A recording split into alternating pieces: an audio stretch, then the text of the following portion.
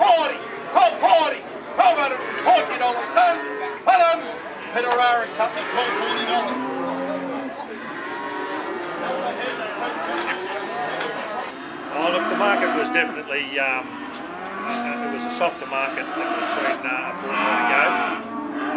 Certainly, overall prices were slightly down on the last sale. And is that across all the grades, cows and calves and steers and heifers? Look, I think the quality cattle showed less of a downward trend, and that was the same in the females, cows and calves. The better end of them were probably no cheaper. It was the plainer cattle and the secondary type cattle that showed more of a discount.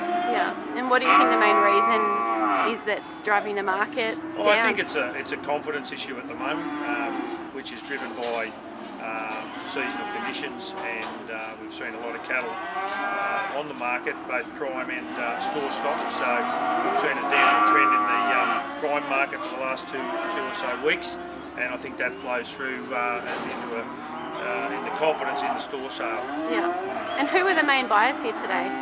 Well, we saw a lot of local restockers. They were quite prominent here today. The locals were quite strong, and we saw some limited feedlot competition, I must say, on the heavier end of the cattle. There was some good feedlot competition on the lighter domestic cattle. Yeah, and just quickly, you started on the cows and calves. What sort of prices did they make?